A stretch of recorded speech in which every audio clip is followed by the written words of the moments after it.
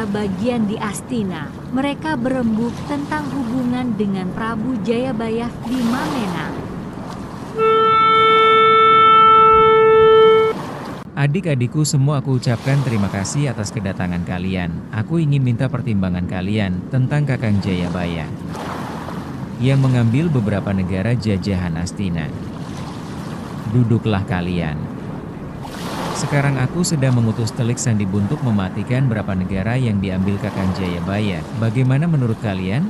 Kakang Prabu, kuharap Kakang memikirkan dengan pikiran yang dingin.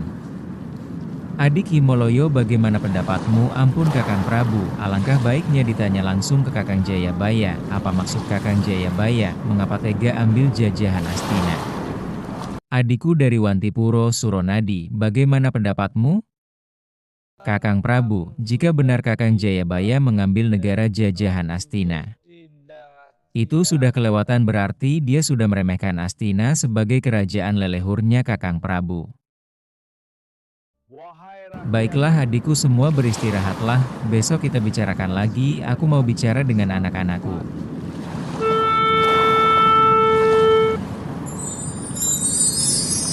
Putra-putraku semua, dengarkan, kalian harus tahu bahwa pamanmu Jayabaya telah memandang sebelah mata pada Astina. Mulai sekarang kalian persiapkan diri untuk hal yang paling buruk, karena kalianlah pewaris kerajaan Astina kelak.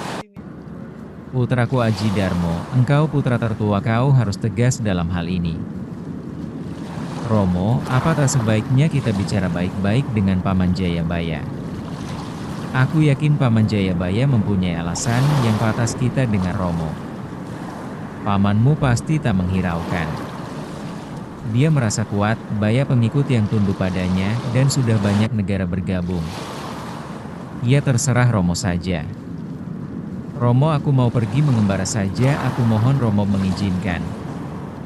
Iya putraku, aku izinkan. Dan bawalah panah pusakaku peninggalan kakekmu Sudarsono agar Romo tenang melepasmu.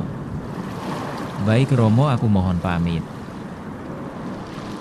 Sementara itu, Prabu Jayabaya sedang mengajari putra-putrinya, lalu bertemu dengan seluruh Nayaka Praja di Pasewakan Agung.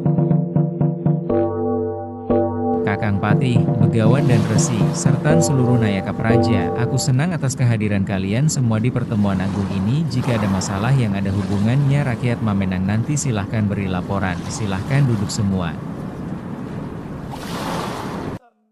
Kakang Patih, apa ada kabar atau utusan Astina datang Kakang? Sang Prabu, tak ada utusan dari Astina. Tapi ada laporan dari Telik Sandi, bahwa ada mata-mata dari Astina sering memantau di negara-negara bawahan Sang Prabu. Sudah biarkan saja Kakang Patih, asal tidak berbuat yang merugikan rakyat Mamenang atau negara bawahan. Resi, bagaimana seharusnya menanggapi hubungan dengan Asina dan adik Kijing Wahono Resi? Sang Prabu, sudah benar apa yang Sang Prabu lakukan, sebab Sang Prabu tak mengambil keuntungan dengan semua ini. Sang Prabu hanya berniat menolong negara bawahan. Jika Prabu Kijing Wahono ada yang kurang jelas, seharusnya adiklah yang tanya pada kakaknya. Kalau memang tak bisa suasana dingin, kita pasrah saja pada jagat Dewa Batara Sang Prabu. Baik Resi, Kakang Patih, jika ada negara bawahan yang ada ancaman keamanan, tawari mereka bantuan, dan kirim Nayaka Praja serta prajurit secukupnya. Jika ada negara bawahan yang kurang pangan, segera beri bantuan pangan secukupnya. Baik Sang Prabu. Sekarang bubarlah. Resi dan Begawan, ikutlah aku ke Sanggar Pamujan. Memohon pada Yang Kuasa agar Mamenang tetap dalam lindungannya.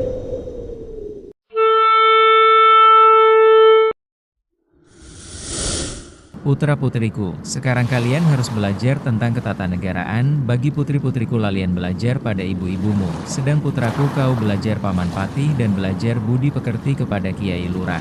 Sekarang kita ke istana untuk mulai belajar ketatanegaraan. Mari, ikuti Romo. Baik Romo, baik Romo. Dan diceritakan, Pangeran Aji Darmo, anak tertua dari Prabu Kijing Wahono, pergi berkelana karena bingung memilirkan perselisihan antara ayahnya dan pamannya Jayabaya.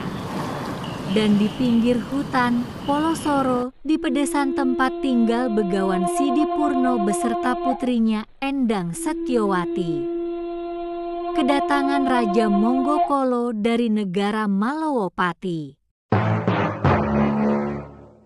Mohon maaf Tuan, Anda siapa mengapa bisa datang ke gubuku ini? Begawan Sidipurnomo, akulah Monggokolo Raja Malawapati. Aku kesini ingin melamar putrimu untukku jadilan permaisuriku. Maaf, Tuan, tentu aku harus menanyakan terlebih dahulu kepada putriku apakah mau atau tidak. Aku tak mau, Romo. Maafkan kami Tuan, putriku tidak mau. Begawan pikirkan lagi.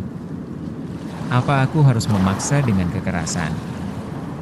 Berikan putrimu atau kau akan aku siksa.